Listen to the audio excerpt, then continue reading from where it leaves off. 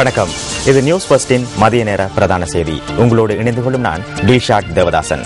முதலில் தலைப்புச் செய்திகள். கரையோர மார்க்க மூடான ரயில் போக்குவரத்து வழமைக்கு திரும்பியுள்ளது. தைத்திருநாளை கொண்டாடுவதற்கு இந்துக்கள் தயாராகி வருகின்றனர். ஹெய்ட்டி நில அதிர்வில் உயிரிழந்தவர்களை நினைவுகூரும் வகையில் பல்வேறு நிகழ்வுகள் நடைபெற்றன. விரிவான செய்திகள். உலக செழிப்பின் காரணகர்த்தாவான சூரிய பகவானுக்கு நன்றி செலுத்தும் பண்டிகையான தைத்திருநாளை கொண்டாடுவதற்கு இந்துக்கள் தயாராகி வருகின்றனர். பிறந்துள்ள வருடம் முழுவதும் தங்கள் வாழ்வு செழிக்க வேண்டும் என்ற எதிர்பார்ப்புகளோடு தை மாதத்தின் முதல் நாளை மக்கள் இன்முகத்துடன் வரவேற்பதற்கு நாடு பூராகவும் உள்ள இந்துக்கள் தயாராகி வருகின்றதை காணக்கூடியதாக உள்ளது. யாழ் மாவட்ட மக்கள் பொங்கலுக்கு தயாராகி வருகின்றனர். சந்தைகள் மற்றும் வர்த்தக நிலையங்களில் பொங்கல் பொருட்களை கொள்வனவு செய்து வருகின்றனர்.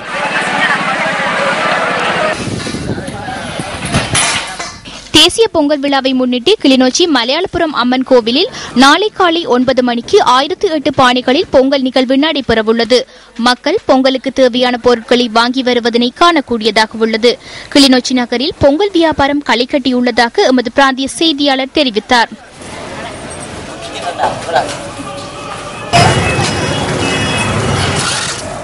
வவுனியாவில் தைப்பொங்கலை கொண்டாடுவதற்கு மக்கள் தயாராகி வருகின்றனர். பொங்கல் பொருட்களை கொள்வனவு செய்வதில் மக்கள் ஆர்வம் காட்டி வருகின்றனர். வவுனியா நகரில் பொங்கல் வியாபாரம் களை கட்டியுள்ளதாக எமது பிராந்திய செய்தியாளர் தெரிவித்தார்.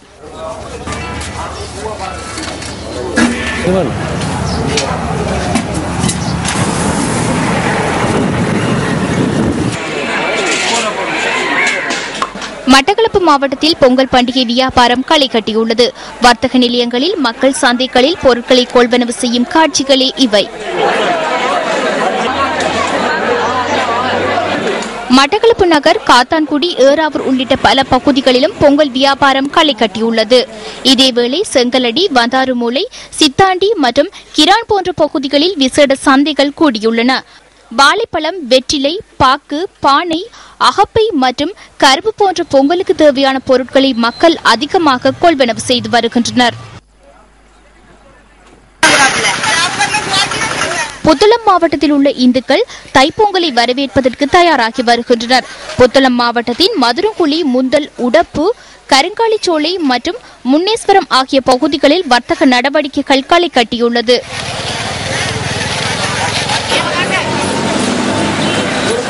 மலையகத்தில் நாளை மலரவுள்ள தைத்திருநாளை கொண்டாடுவதற்கு மக்கள் தயாராகி வருகின்றனர். வர்த்தக நிலையங்கள், சந்தைகளில் மக்கள் பொருட்களை கொள்வனவு செய்து வருவதாக எமது செய்தியாளர் தெரிவித்தார்.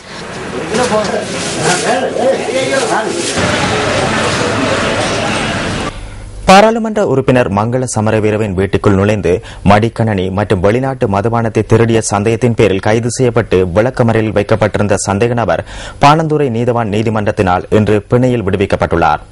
திருடப்பட்டதாக கூறப்படும் மடிக்கணனியானது தமது தரப்பினருடன் நீண்ட காலமாக மங்கள சமரவீர வைத்திருந்த பாலியல் ரீதியான தொடர்பினால் பரிசீலிக்கப்பட்டதென சந்தேக நபர் சார்பில் நீதிமன்றத்தில் ஆஜரான ஜனாதிபதி சட்டத்தரணி ஹேமந்த வர்ணகுல சூர்யா அறிவித்துள்ளார். பணமில்லாத சந்தர்ப்பத்தில் மங்கள சமரவீரவின் அனுமதியுடன் சந்தேக நபர் குறித்த மடிக்கணனியை அடகு வைத்துள்ளதாக ஜனாதிபதி சட்டத்தரணி நீதிமன்றத்தில் தெரிவித்தார்.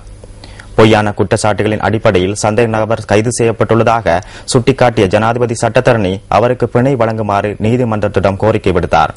இதற்கமைய விடயங்களை கேட்டறிந்த பாணந்துறை நீதவான் ருச்சிர வெளிவத்த தலா 25,000 ரூபாய் 2 சரீர பிணைகளிலும் 5,000 ரொக்க பண பிணையிலும் சந்தேக நபரை விடுவிக்குமாறு உத்தரவிட்டார். மங்கள சமரவீரவுக்கு தனது கணவருக்கும் இடையில் காணப்பட்ட உறவு தொடர்பில் சந்தேக நபரின் மனைவி விரிவான சத்திய கடதாசி ஒன்றை இன்று நீதிமன்றத்தில் சமர்ப்பித்தார். அதனை ஏற்றுக்கொண்ட நீதவான் அது தொடர்பில் விசாரணை நடத்துமாறு வாழைத்தோட்டம் போலீசாருக்கு உத்தரவிட்டுள்ளார். சம்பவம் தொடர்பிலும் சத்திய கடதாசி தொடர்பிலும் வாழைத்தோட்ட போலீசார் உரிய விசாரணையை முன்னெடுக்காவிடின் அது தொடர்பில் குற்றப்புலனாய்வு திணைக்களத்தில் முறைப்பாடு செய்வதாக சந்தேக நபர் சார்பில் ஆஜரான ஜனாதிபதி சட்டத்தரணி ஹேமந்த வர்ணகுல சூரிய தெரிவித்தார். இந்த வழக்கு எதிர்வரும் 27ஆம் தேதி வரை மீண்டும் விசாரணைக்கு எடுத்துக் கொள்ளப்பட உள்ளது. தேசிய பொங்கல் விழாவில் கலந்து கொள்வதற்காக இன்று காலை கலைஞர் குழு யாழ் தேவியில் கிளிநொச்சி நோக்கி பயணத்தை ஆரம்பித்துள்ளனர். இந்த நிகழ்வில் கலாச்சார மற்றும் கலைகள் அமைச்சர் DP ஏக்கநாயக்க கலந்து கொண்டிருந்தார். இந்த கலைஞர் குழு இன்று காலை 5:45 மணியளவில் கிளிநொச்சி நோக்கி யாழ் தேவியில் பயணத்தை ஆரம்பித்துள்ளது. கிளிநொச்சி மலையாளபுரம் அப்பே இந்து கோவில கிளிநொச்சி மலையாளபுரம் இந்து ஆலயத்தில் தமிழ் மக்களுடன் கொழும்பு வாழ் எமது கலைஞர்கள் நாட்டை பலப்படுத்தும் இனத்திற்கு புதிய தகவலை வழங்குவதற்காக முதலாவது தடவையாக ரயில் பயணத்தை ஆரம்பித்துள்ளனர். 30 வருடங்களுக்கு முன்னர் கோட்டை ரயில் நிலையத்திற்கு முன்பாக நின்று இது தொடர்பாக கதைக்க முடியாத நிலை காணப்பட்டது. ஆனால் இன்று கிளிநொச்சி, மாங்குளம் மற்றும் முல்லைத்தீவு ஆகிய பகுதிகளுக்கு பயணிக்கக்கூடிய நிலை உருவாகியுள்ளது. கிளிநொச்சி, மாங்குளம், முல்லைத்தீவு කියන්න පුළුවන් මට්ටමට අපි පත් වෙලා තියෙනවා.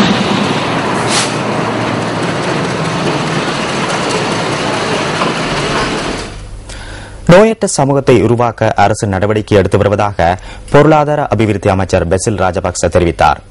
கம்பஹா மாவட்ட வைத்தியசாலையில் நேற்று நடைபெற்ற நிகழ்வின் போது அவர் இந்த கருத்தினை வெளியிட்டார். இந்த நிகழ்வின் போது கம்பஹா மாவட்ட வைத்தியசாலைக்கு வைத்திய உபகரணங்கள் வழங்கப்பட்டன. නිරෝගිමත් ජනතාවක් බිහි කරන්න අවශ්‍ය පරිසරය සකස් කළා. நோயற்ற சமூகத்தை கட்டியெழுப்புவதற்கு அவசியமான சூழல் உருவாக்கப்பட்டுள்ளது. பொது இடங்களில் புகைப்பிடித்தலுக்கு எதிராக சட்டம் கொண்டுவரப்பட்டுள்ளது. சுகாதாரம் தொடர்பில் பல நடவடிக்கைகளை எடுத்துள்ளோம். அதேபோல் மதுபானங்களுக்கு விளம்பரம் செய்தல் முற்றாக தடை செய்யப்பட்டுள்ளது. பத்திரிகைகள் மற்றும் தொலைக்காட்சிகளில் மதுபானம் தொடர்பான விளம்பரங்களை காட்சிப்படுத்த தடை விதிக்கப்பட்டுள்ளது. அவ்வாறான நடவடிக்கை எடுக்கும் நாடுகள் மிகவும் குறைவாகவே காணப்படுகின்றன.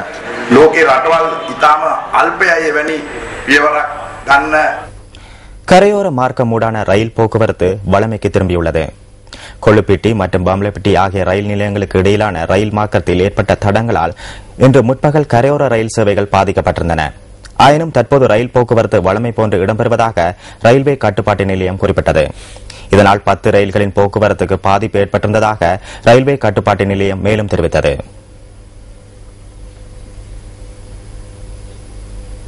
சர்வதேசத்தில் இருந்து விடுக்கப்படும் அழுத்தங்களுக்கு தீர்வை வழங்குவதற்கு பதிலாக தமது அதிகாரத்தை பாதுகாப்பதற்காக அரசாங்கம் அதனை பயன்படுத்துவதாக மக்கள் விடுதலை முன்னணி தெரிவிக்கின்றது. ஹொரனேல் நேற்று நடைபெற்ற கூட்டம் ஒன்றிலேயே அக்கட்சியின் பிரதம செயலாளர் டில்வின் சில்வா இதனை கூறினார். ஹொரணை முனுகம திக்னேகம பகுதியில் நேற்று மாலை இந்த கூட்டம் நடைபெற்றது. ஸ்டீபன் ரெப் இங்கு வருகை தந்து இலங்கை முழுவதும் சென்றார். இலங்கைக்கு சர்வதேச விசாரணை குழு ஒன்றை அனுப்ப வேண்டும் என்றே இறுதியில் அவர்களும் கூறுகின்றனர். இந்த அரசாங்கம் எதனை செய்கின்றது? அதனை தடுப்பதற்கு எதனை செய்யும்? தூதுவர்களாக தமது நண்பர்களை நியமித்துள்ளனர். தொழில்சார் அனுபவத்தை பெற்றவர்களை அல்ல நியமித்துள்ளனர். இந்த நடவடிக்கையின் போது ஏதேனும் ஆபத்து ஏற்பட்டால் அதனை தீர்ப்பதற்கு பதிலாக தமது அதிகாரத்தை செயற்படுத்துவதற்காக அதனை பயன்படுத்துகின்றனர். மார்ச் மாத இறுதியில் ஐக்கிய நாடுகள் சபையின் மனித உரிமைகள் ஆணைக்குழு கூட உள்ளது. அங்கு கொண்டுவரப்படவுள்ள பிரேரணையை தோற்கடிப்பதற்கான நடவடிக்கைகளை முன்னெடுப்பதற்கு பதிலாக அந்த நாட்களில் தேர்தலை நடத்த உள்ளனர்.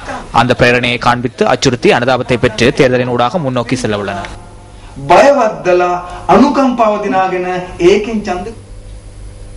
தங்கல்லை கந்துரு பொகுன பகுதியில் ஒருவர் சுட்டுக் கொல்லப்பட்டுள்ளார். வீட்டில் வைத்து இனம் தெரியாத குழுவினரால் துப்பாக்கி பிரயோகம் மேற்கொள்ளப்பட்டுள்ளதாக போலீசார் தெரிவித்தனர். தங்காலை கோயம்போக்க பகுதியில் வசிக்கும் 28 வயதான ஒரு பிள்ளையின் தந்தையே இவ்வாறு துப்பாக்கி சூட்டுக்கு இலக்காகி உயிரிழந்துள்ளார். துப்பாக்கி சூட்டுக்கு இலக்காகி காயமடைந்த குறித்த நபர் தங்காலை போதனா வைத்தியசாலையில் சிகிச்சைகளுக்காக அனுமதிக்கப்பட்ட நிலையிலே அவர் உயிரிழந்துள்ளார். நேற்றிரவு 9:40 மணியளவில் துப்பாக்கி பிரயோகம் மேற்கொள்ளப்பட்டுள்ளது.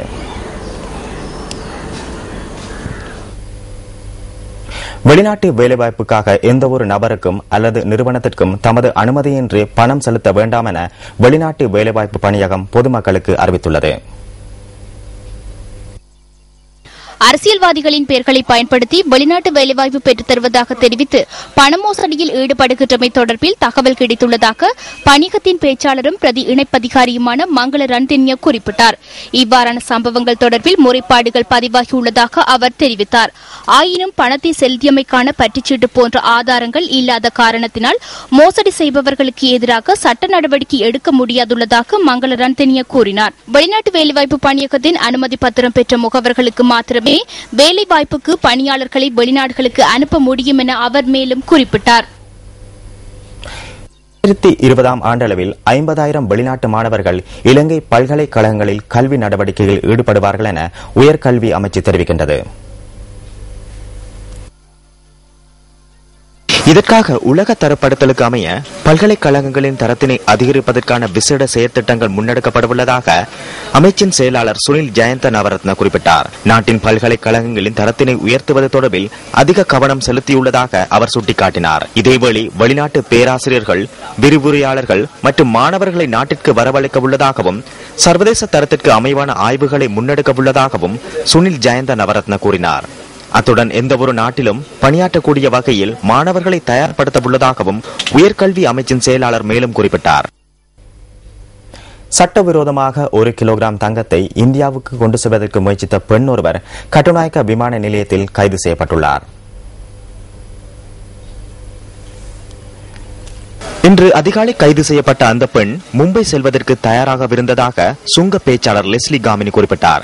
அவரிடமிருந்த தங்கத்தின் பெறுமதி 53 லட்சம் ரூபாவென மதிப்பிடப்பட்டுள்ளதாகவும் சுங்கப்பிரிவு தெரிவித்துள்ளது.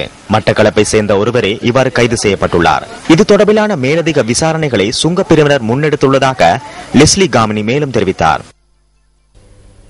போக்குவரத்து அனுமதி பத்திரமின்றி சேவையில் ஈடுபடும் பஸ்களுக்கு எதிராக விசேட திட்டம் ஒன்றை முன்னெடுக்க உள்ளதாக போலீஸ் தலைமையகம் குறிப்பிடுகின்றது. போக்குவரத்து பிரதி போலீஸ் மா அதிபரின் தலைமையில் இந்த திட்டம் முன்னெடுக்கப்பட உள்ளதாக போலீஸ் ஊடக பேச்சாளரும் சிரேஷ்ட போலீஸ் அத்தியட்சருமான அஜித் ரோஹன தெரிவித்தார். அனுமதி பத்திரமின்றி சேவையில் ஈடுபடும் பஸ்களுக்கு எதிராக உரிய சட்ட நடவடிக்கை எடுக்குமாறு அனைத்து போலீஸ் நிலையங்களுக்கும் போக்குவரத்து பிரதி போலீஸ் மா அதிபரினால் அறிவிக்கப்பட்டுள்ளதாக அவர் கூறினார். அவ்வாறான பஸ்களின் உரிமையாளர்களிடமிருந்து அபராதத்தை அவர் அறவிடாது குறித்த பஸ்கள் நேரடியாக நீதிமன்றத்தில் ஒப்படைக்கப்படும் எனவும் போலீஸ் ஊடக பேச்சாளர் குறிப்பிட்டார். போக்குவரத்து அனுமதி பத்திரம் இல்லாத சுமார் 100 பஸ்கள் தற்போது சேவையில் ஈடுபடுவதாக தேசிய போக்குவரத்து ஆணைக்குழு தெரிவிக்கின்றது. இந்த விடயம் தெரிய வந்ததன் பின்னர் தமக்கு பல வகைகளிலும் அச்சுறுத்தல் விடுக்கப்படுவதாக ஆணைக்குழுவின் தலைவர் ரோஷான் குணவர்தன குறிப்பிட்டார். தொலைபேசி மூலம் தொடர்பு கொள்ளும் சிலர் இந்த விடயத்தில் எந்தவித தலையீடும் செய்ய வேண்டாம் என தமக்கு எச்சரிக்கை விடுப்பதாக அவர் சுட்டிக்காட்டினார். எவ்வாறாயினும் அரசாங்கத்தினால் நியமிக்கப்பட்டுள்ள பிரதிநிதிகளாகிய தாம் தமது பொறுப்புகளை உரிய முறையில் முன்னெடுப்பதாக ஆணைக்குழுவின் தலைவர் கூறினார். போலீசாரிடம் பாதுகாப்பு கோரியுள்ளதாகவும் அச்சுறுத்தல் மற்றும் எச்சரிக்கை என்பவற்றுக்கு அச்சமடையாது தமது பொறுப்புகளை நிறைவேற்றுவதாகவும் ரோஷான் குணவர்தன தெரிவித்தார். இந்த விடயம் தொடர்பில் போலீஸ் ஊடக பேச்சாளரும் சிரேஷ்ட போலீஸ் அத்தியட்சகருமான அஜித் ரோஹனவிடம் வினவிய போது கோரிக்கை விடுக்கப்படும் பட்சத்தில் அவர்களுக்கு பாதுகாப்பு வழங்குவது குறித்து தீர்மானம் எடுக்க உள்ளதாகவும் அவர் குறிப்பிட்டார். தற்போது போக்குவரத்து ஆணைக்குழுவின் கோரிக்கைகள் தொடர்பில் விசாரணைகள் முன்னெடுக்கப்படுவதாகவும் விசாரணைகளின் நிறைவில் இறுதி தீர்மானம் எட்டப்படும் எனவும் போலீஸ் ஊடக பேச்சாளர் மேலும் சுட்டிக்காட்டினார். அண்மையில் நாட்டில் கைப்பற்றப்பட்ட 2 போதைப் பொருள் கொள்கலன்களுடன் தொடர்புடைய பிரதான சந்தேக நபரான சர்தான் கானிடம் விரிவான வாக்குமூலம் ஒன்றை பெற்றுக் கொள்வதற்கு போலீசார் நடவடிக்கை எடுத்துள்ளனர். சந்தேக நபர் பாகிஸ்தானில் கைது செய்யப்பட்டுள்ளதாக போலீஸ் ஊடக பேச்சாளரும் சிரேஷ்ட போலீஸ் அத்தியட்சகருமான அஜித் ரோஹன குறிப்பிட்டார்.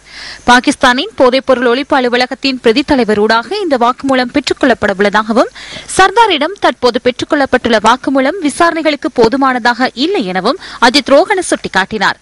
போதைப் பொருட்கள் அடங்கிய 2 கொள்கலன்கள் கடந்த ஆகஸ்ட் மாதம் 29ஆம் தேதி சுங்கப்பிரிவினரால் கைப்பற்றப்பட்டிருந்தமை குறிப்பிடத்தக்கதாகும். புகைத்தலுக்கு எதிரான தினம் இன்று அனுஷ்டிக்கப்படுகின்றது. புகைத்தல் அற்ற ஆரோக்கியமான பரம்பரையை உருவாக்குதல் இந்த வருடத்திற்கான துணைப்பொருளாகும். புகைத்தல் எதிர்ப்பு தினத்தை முன்னிட்டு இன்றைய தினம் நாட்டில் பல்வேறு நிகழ்ச்சிகள் ஏற்பாடு செய்யப்பட்டுள்ளதாக சுகாதார அமைச்சு தெரிவிக்கின்றது. சிகரெட் பாவனை உள்ளிட்ட விடயங்களால் இலங்கையில் நாளாந்தம் சுமார் 60 பேர் உயிரிழப்பதாக சுகாதார கற்கைகள் நிர்வாகத்தின் விசேட வைத்திய நிபுணர் உத்பலா அமர்சிங்க குறிப்பிட்டார். அத்துடன் வருடாந்தம் 20,000 பேர் புகைத்தல் மற்றும் அதனுடன் தொடர்புடைய பிரச்சினைகளினால் பாதிக்கப்படுவதாக அவர் தெரிவித்தார். சிறார்கள், இளைஞர்கள் புகைத்தல் பழக்கத்திற்கு அடிமையாவதனை தடுப்பதற்கு நடவடிக்கை எடுப்பது அனைவரினதும் பொறுப்பெனவும் அவர் சுட்டிக்காட்டினார். புகைத்தலால் பல்வேறு சுகாதார பிரச்சினைகள் ஏற்படுவதாகவும் அவர் சுட்டிக்காட்டினார்.